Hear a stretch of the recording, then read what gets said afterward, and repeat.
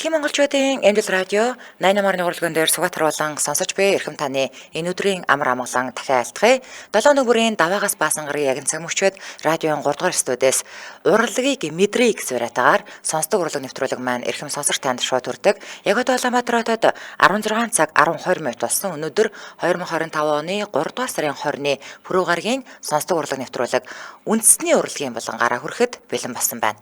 Студид хөтлөгч Анжгаа гэрлээ за найруулагчаар Гамболтын ангараг нар байлаж байна. За өдрийн минь түргэе. За өдрийн минь түргэе. За нэвтрүүлгийн энэ миний хоолой зэрэгнээ би нэг төр. За тийм. За би өнөөдөр бол бид нар үндэсний урлагийн болонгаараа та бүхэнд шилдэг Монголынхоо үндэсний шилдэг уран бүтээлчдийг ерөнхийдөө цувралаар танилцуулж байгаа зарим зохиолчд, яруу найрагчид, за зураачд, баримлчид, за мөн хөгжмийн гайхалтай зохиолчдыг танилцуулж байгаа. Өнөөдрийн хувьд бол мөн хөгжмийн зохиолчдынхаа гайхалтай дуунуудаас бол та бүхэндээ танилцуулнаа. Тэглгүй яхад тэгэхээр өнөөдөр бүгдээрээ хамтдаа Монгол Улсын ардын жүжигчин, төрийн шагналт хөгжмийн зохиолч Гончиг Сомлагийн гайхамшигт бүтээлүүдтэй танилцах нэ. За ингээд эхнийхээ аялгыг хүлээн авч сонсцгоё.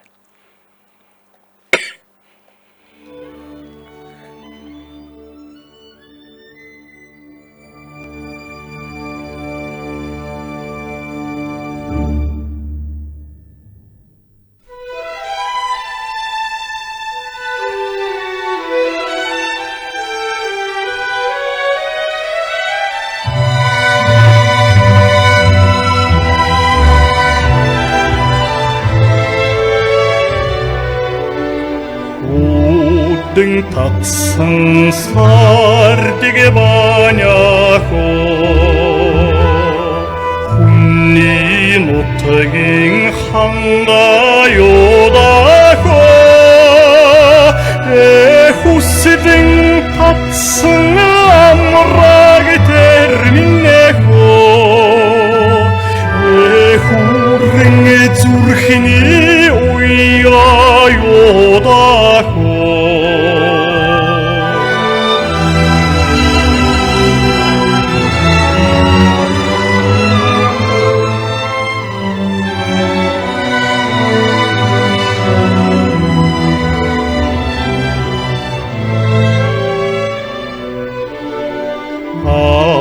астсыңа дурдсан нарыг исэрхөө аштын заяат нутаг билдэхөө алсдан холдсон урангоо миньяхөө аг зүрхний яннаг билдэхөө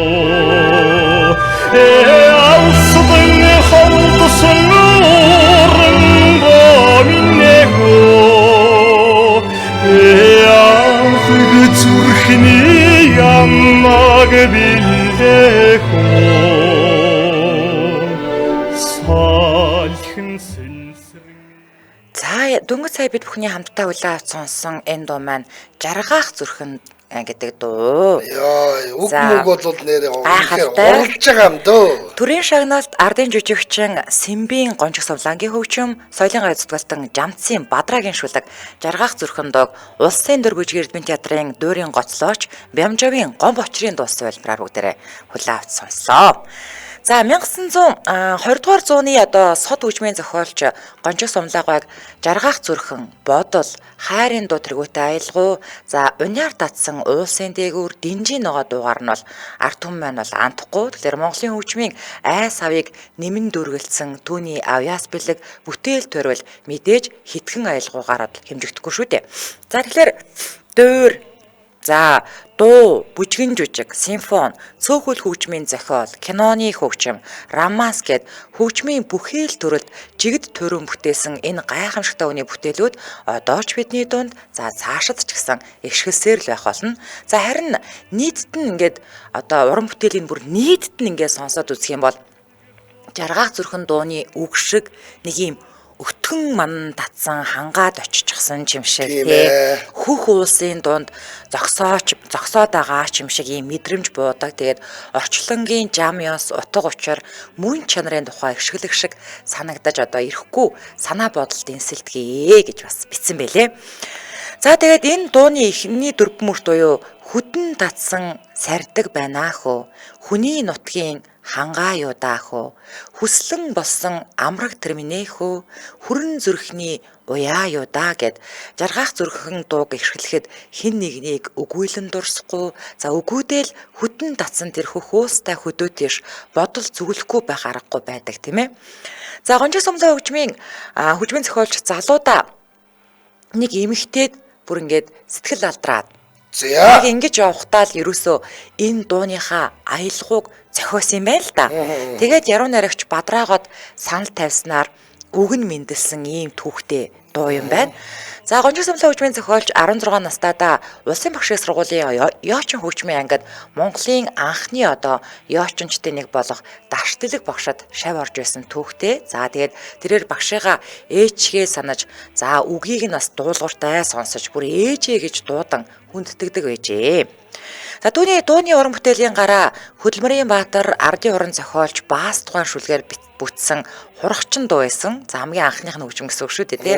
За араас нь тэгвэл хоёулаа өнчин нишиг зэрэг хүүхдүнд дуунууд төрсөн. За эдгээрээс бол бидний сайн мэддэг нь одоо 1-3 дугаар ангийн дуу хөгжмийн ном гэдэг нэг хөөхөн улаан хавцтай ном байдаг гэсэн. Тэрэн дээр одоо ногоон зүлэгэ байна гэд наад би ёстой бөхшээ гэдэг. дуу хөгжмийн номон дээр бүр хөөхөн хоёр хүүхэд барилж байгаа зураг мөрөгтэйгээ орсон байдаг шүү дээ. Тийм.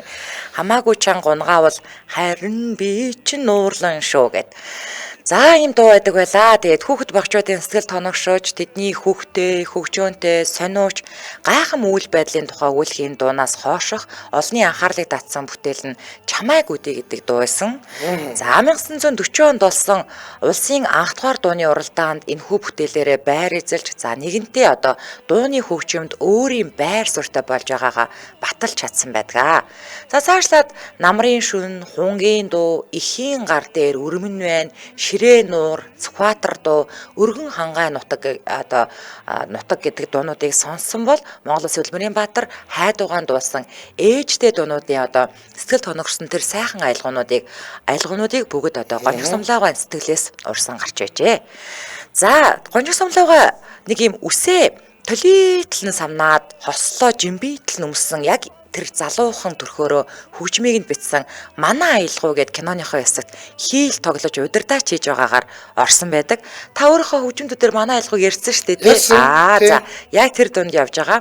За нэгэнтээ хөгжмийг нь бичсэн одоо киногийн дурсных үлдсэн 3 бүтээлийн тухай онцлогон зүйтэй ах. За тэрээр бүгд найрамдах Монгол ард улс гэсэн баримтат киноны хөгжмийг за манай аялгау сэрэлт бидний хамгийн сайн мэддэг сэрэлт зам Улаанбаатарт байгаа миний аав гэсэн 4 киноны хөгжмийг бичсэн байдгаа. Сэлтийг ярьсан Улаанбаатарт байгаа миний аавыг ярьсан. За тэгэхээр Анжигагийн савг 7 бүрийн савг гараг болгонд сонсогч танд хүрдэг одоо Анжигагийн хөгжмөдүүдийг хэрвээ та сонссон бол яг эдгээр одоо аялгуунуудыг бас сонссон байх гэж бодож байна. За тэгээ хамтран ажиллагчаа танилцуулаад өргөжлүүлье. За. Улаанбаатар хотод 16 цаг 21 минутаас нэвтрүүлгийн хамтран ажиллагчаар Wellness-ийг Wellbear Shop-оос Wellbear Shop цэгийн хамтран ажиллаж байна.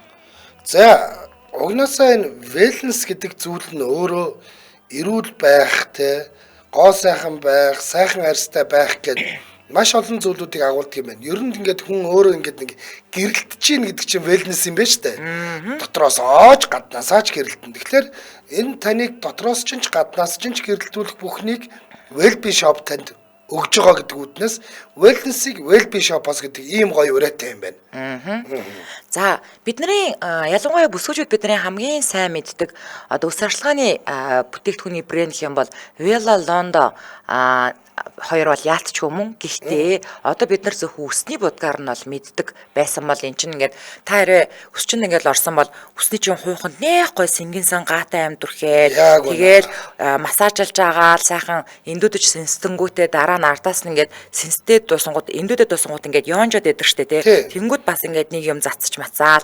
За ингээд энэ үйлчлэгийг өсчин танд дандаа Лондогийн бүтээгдэхүүнүүдээр хүргээд байгаа. Гэтэл өсчингүүд маань Лондогийнхаа бүтээгдэхүүнийг хаанаас авдаг вэ гэхээр Велбе шопоос авдаг байна шүү дээ. Яг аль бие усны эрхтэйгээр оргиор нь оруулж ирдэг газар нь Велбе шоп бахан, харин усны салаанууд маань Велбе шопоос авдаг байна тийм ээ. За эдний бүтээгдэхүүний чанарыг мэддэг олон хэрэглэгч байдаг ба хаанаас ч хизээч захиалан найдвартай хөргүүлээ авах боломжтой байдаг нь эдний давуу тал. Тийм учраас одоо та хүссэн газараа хөргүүлээ авах боломжтой Welby shop гэж чижилчих юм бол. Яг байна. За илүүдэл ерөнгөө мэдээллийн 7711 7171 гэдэг утаснаас аваарай. 7711 7171. За Welby shop цэгимэн гэд манайх ороорой. За ингээд нэвтрүүлгийн хамтран айлгчаар Wellness-ийг Welby shop-оос Welby shop цэгимэн хамтран айлгч байна баярлаа. За баярлаа. За сонсдог урлагийн нэвтрүүлэг радиогийн 3 дугаар студиэс урлагийг мэдрийг сураатагаар өнөөдөр үндэсний урлагийн болонгаараа агва гончиг сумлагын одоо уран бүтээлийг танилцуулж байна. Төрийн хошоо шагналд ардын жүжигчин Хөлмөрийн Баатар хөгжмийн зохиолч Жанцсан Орвга ингэж хэлсэн байна. Гончиг сумлай хөгжмийн зохиолч Сэрэлт киноны хөгжмийг их өрмөц шийдэлтэйгээр хийсэн байдаг. Симфони ай ихшгэлж байгаад гинт талын таван толгой дууг оруулаад ирсэн. Ястай зүүлмээргүй шийдэл байсан.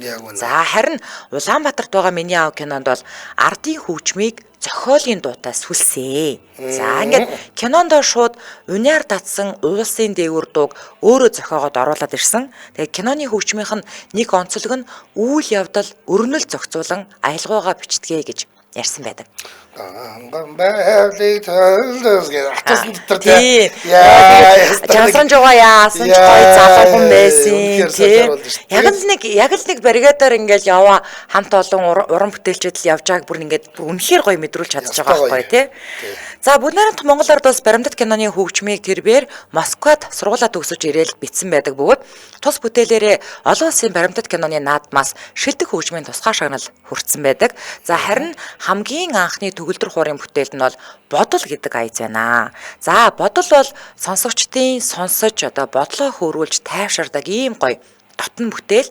Тэгээд нүдэнд харагддгүй мөртлөө хүнийг юунд ч хүргэж чаддаг бодол гээчийн ертөнцид хүргэж тийм үү хөгжмөөр хүргээд ирж штэ гайхалтай сэтгэл хоослоод эргүүлэн дүүргэх тэр агуу бүтээлийг сонсож олон ч удаа бодол олон алхаж байлаа. Заримдаа хөгжмийн зохиолч энэ аялгауг юунаас үүдэж юу бодож битсэн бол гэж таахаар оролдож итэвхтэйгээр сонсдог бол харин ихэнхдээ л аялгаундаа автан өөрөө бодол болчихсон сонсож явдаг гэж эргэл цэгимэний нийтлэлч бас маш гоёор битсэн байна лээ. За гонжиг сумлоогоо энэхүү бүтээлээсээ гадна төгөлдөр хуурын Монгол бүжиг аяз, хийл төгөлдөр хуурын санаад, хийл төгөлдөр хуурын романс, ориглон гурвал, хуучир шудраг төгөлдөр хуурын гурвал, за мөн хуучир шудраг төгөлдөр хуурын рапсоди, адуучны дуу, романс, хийлийн чуулга, төгөлдөр хуурын 24 прелюди, такото хувилбар зэрэг олон аялгауг нь зохиосон байдаг. За одоо энэ рапсоди, прелюди, такото гэдэг мэргэжлийн хэлгүүд орж ирж байгаа. Энийг одоо би мими бол мэргэжлийн бус хүн учраас сайн мэдэхгүй байна. За мэддэг хүмүүс нь бичээд өгөөрэй.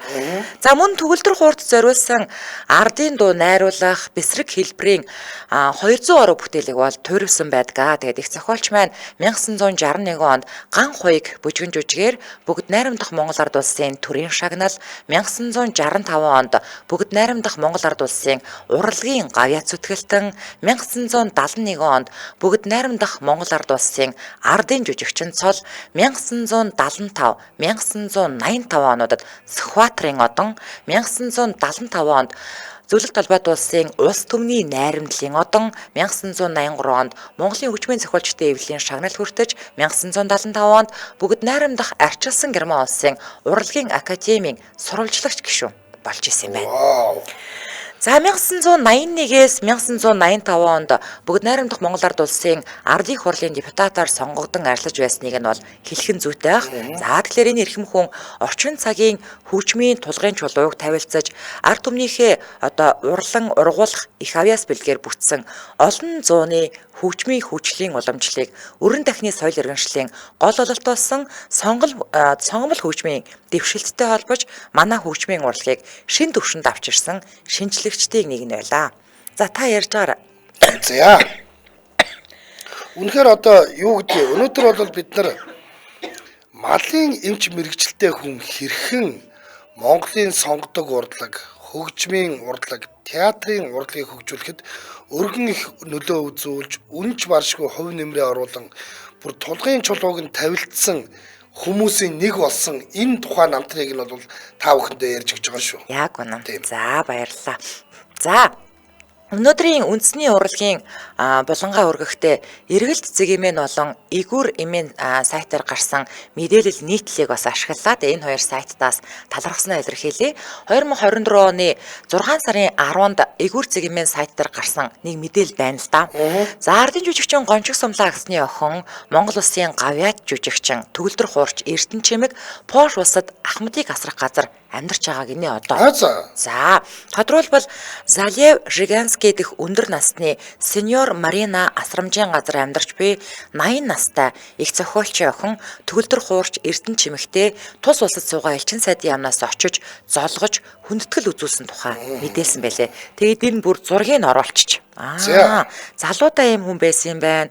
Одоо нэг ийм бууралталгаатай хүн сууж байна. За энэ үеэр Монгол аялагуу хамтлаг Гончиг Сумлагийн жаргаах зүрхэн болон бусад Монгол одоо пош дуунуудыг дуулж тоглолт хийсэн гинэ гоё. Тэгээд сеньор Марина асрамжийн газарт 80 гаруй хөгшчүүд байгаа бөгөөд тус асрамжийн газрын удирдлага болон Эрдэнэ чимгийн хүү Братош Шанявский одоо аав нь пош хүн юм ба штэ тий.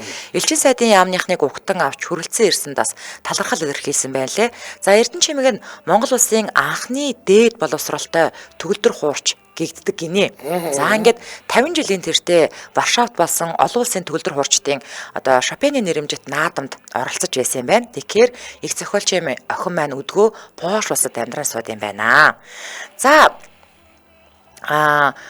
жаргаах зүрхэн дууныхаа үгийг гүйцээгээд уншиж өгөөд тэгээд миний мэдээлэл бол дуусч байгаа.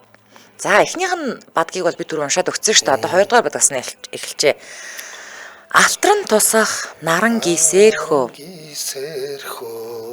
аштын заяа нутаг миндэхөө алсран холсон урангоо минхөө аллаг зүрхний яннаг миндэхөө.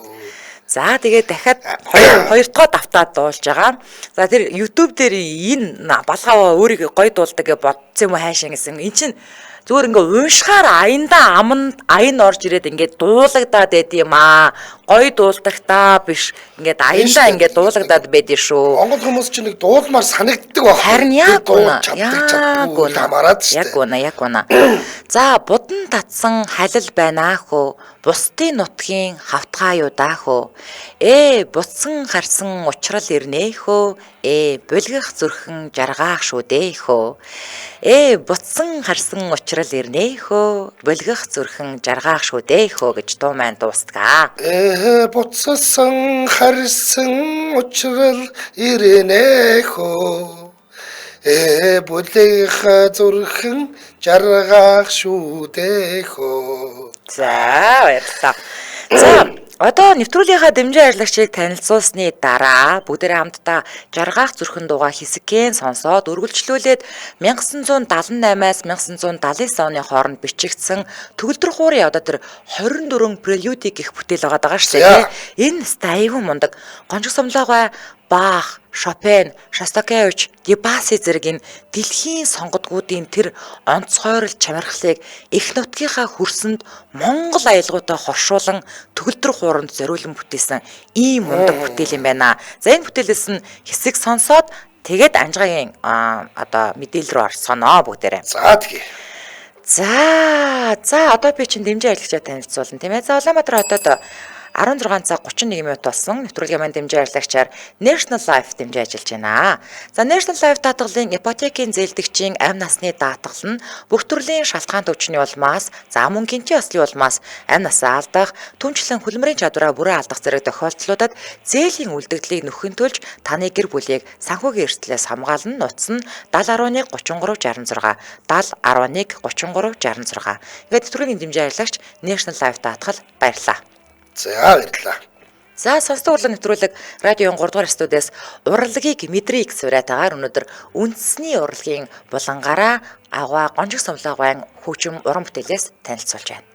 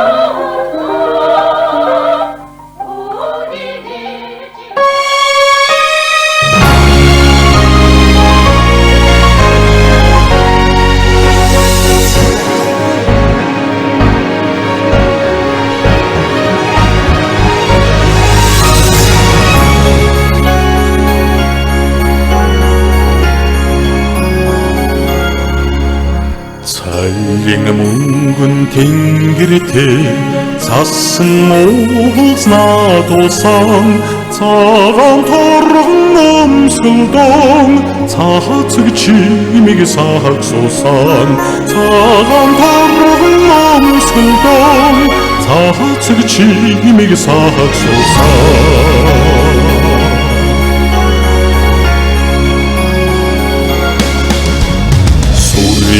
Монгол орныхоо үлчир жамхаг бадраасаа Суулганы ханагмар уулийн эрчиг хариуцаая Суулганы ханагмар уулийн эрчиг хариуцаая Цас мөсний орноос цан хүрэг татуулсаар өвлийн үгэн аав маань хүрэлцэн ирлээ. За, үнэхээр гоё шүү. Сүлт модны хана тамар өвлийн илчээ яадлээ.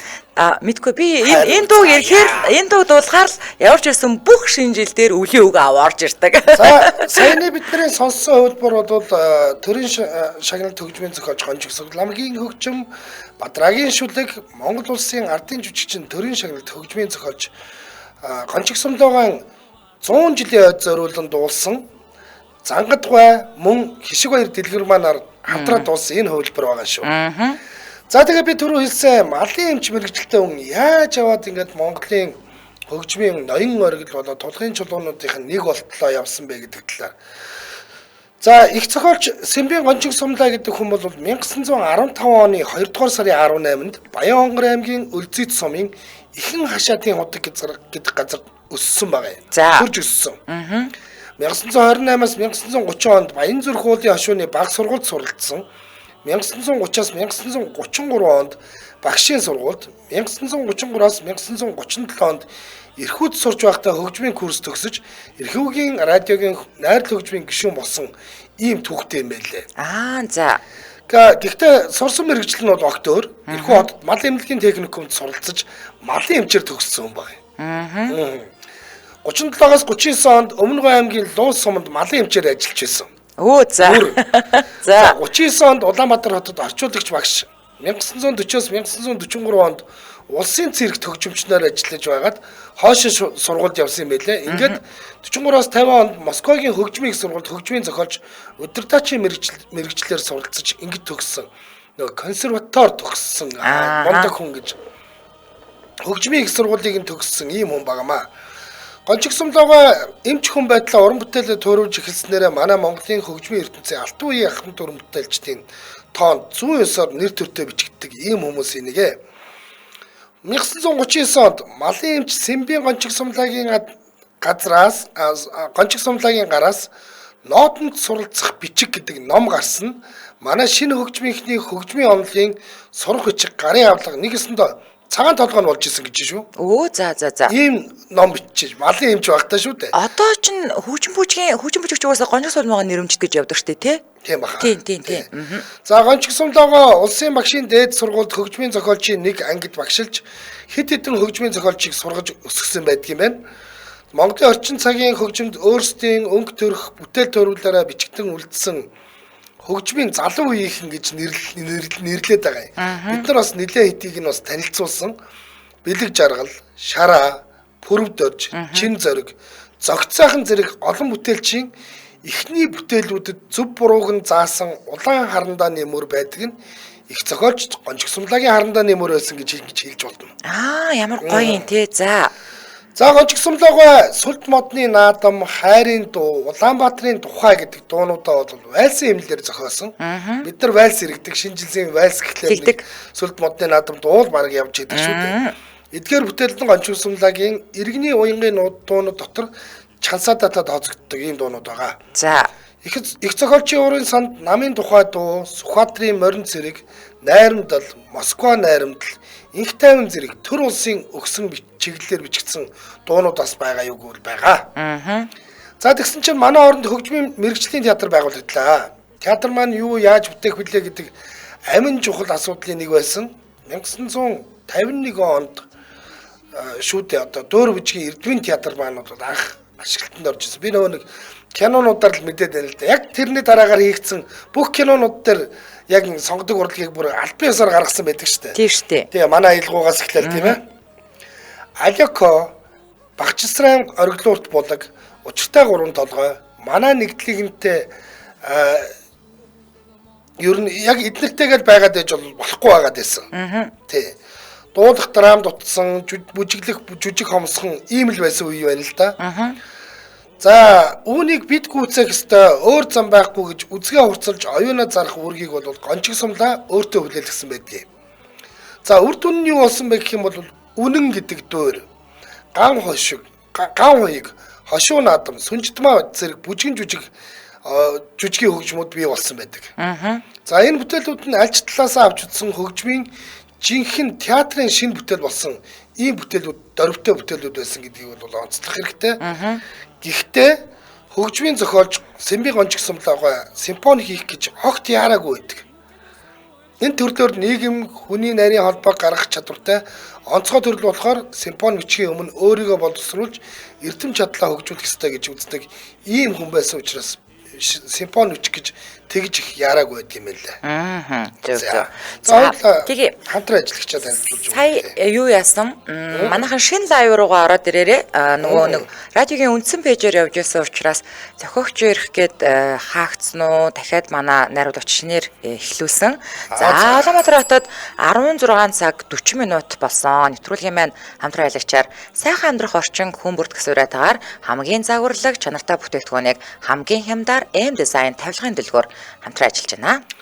M design тавилгын дэлгүүр биднэрттэй монголчууд одоо хамгийн төгс шийдэлтэй, хамгийн орчин үеийн загвартай, хамгийн бат бөх чанартай, тэгээд олон улсын стандарт хангасан ийм гэрийн тавилга буудан юмнууд хэрэглэх болсон. Гэхдээ энийг актер өндөр үнээр биш, боломжийн үнээр хэрэглэх ёстой гэдэг ийм одоо юу гэдэг жанжин шугамыг барьж ажиллаж байгаа юм байна л да. Тийм ч учраас одоо эдний буудан л гэхэд чинь сая 900 мянган төгрөгнөөс эхэлж байгаа бол орон 1 сая төгрөгнөөс эхэлж байгаа гэдэг. Ингээд ер нь яг хүн чинь ингээд том өрөөгөө тогтчулъя гэхэлэр нэг хэдхэн юм хэрэгтэй байдаг шүү дээ.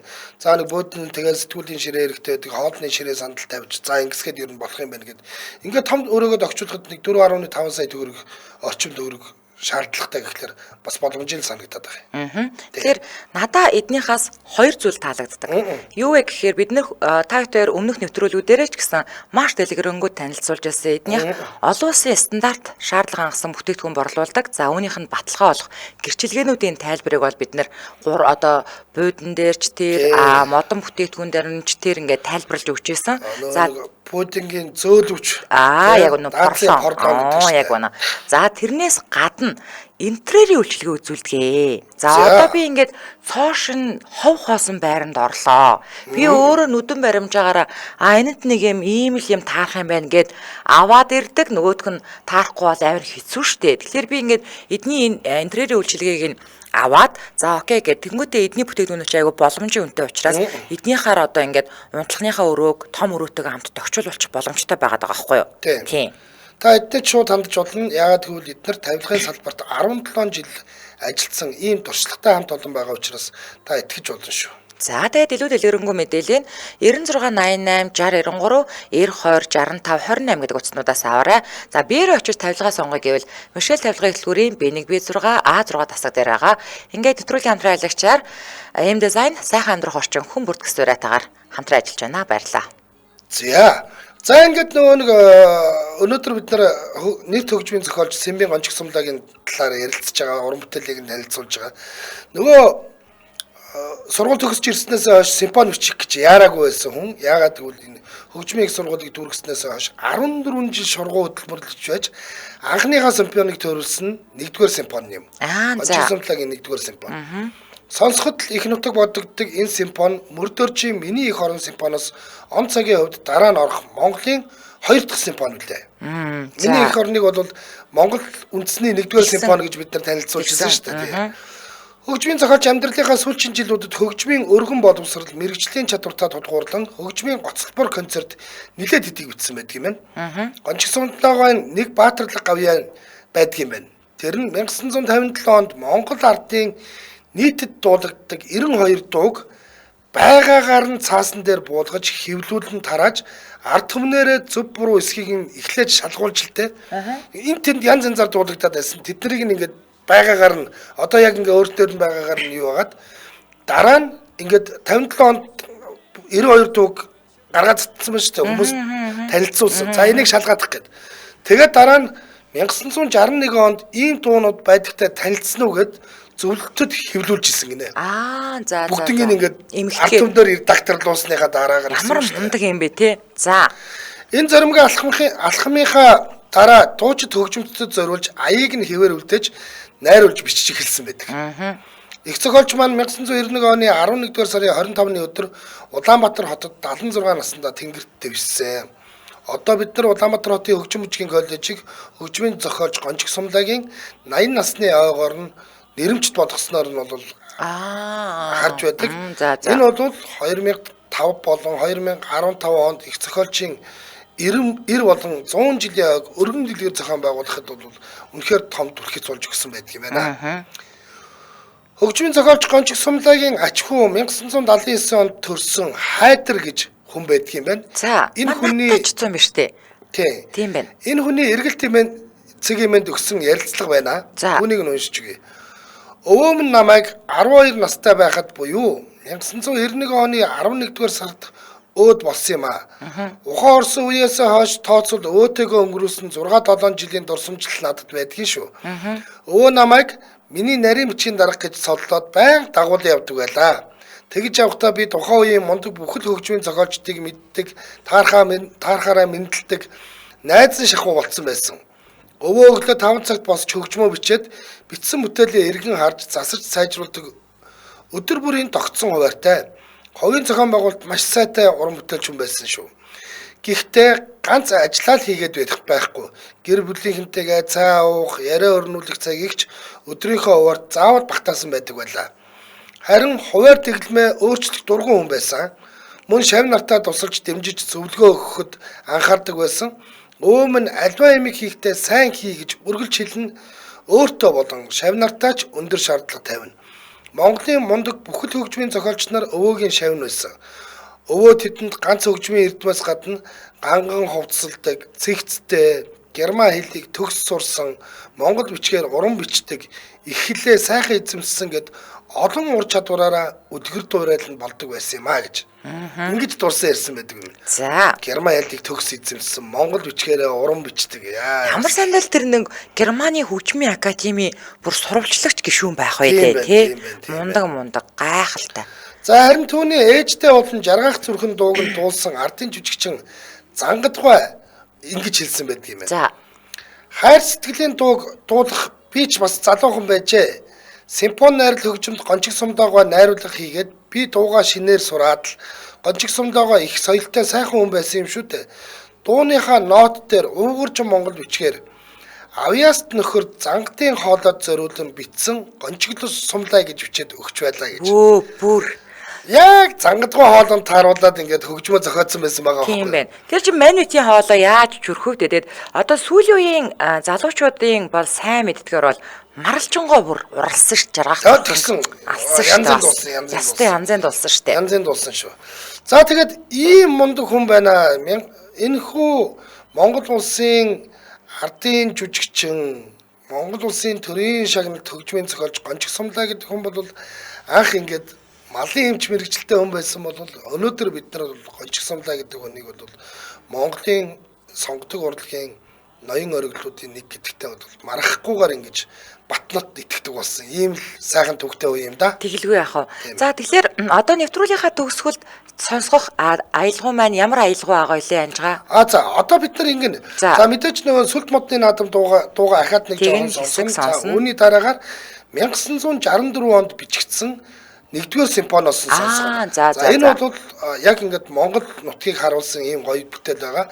Монголд хийгдсэн үндэсний 2 дахь симфони гэсэн үг шүү дээ. За ингээд манай радиогийн 3 дугаар студид өнөөдөр 3 сарын 20-ны өдөр шинэ жил иргэн ирж байна. Тэгээ яалтчгүй монгол хүн бүр энэ дууг сонсоод бол одоо яг л нэг юм шинэ жилийн уур амьсгал ордог. Наач одоо сая манай сонсогчид бараг л ёлкныхаа модыг засангаал алтлаа. Бараг л гэсэн байна.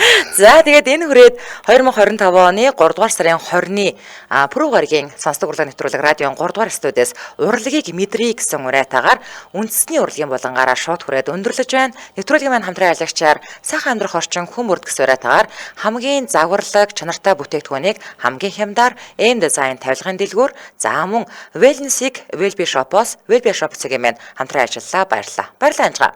За баярлалаа. Өргөлөөл эрхэн сонсогчдаа загварынхэнд явдаг радио мэдээг үйл авч сонстой дараа хөгжилтэй хөнгөн байцгаа гэсэн уриатаагаар Яна нэвтрүүлгийнхаа шинэхэн дугаарыг хүлээн авч үзэж сонсоорой. Дэлхийн монголчуудын Angel Radio 88.3.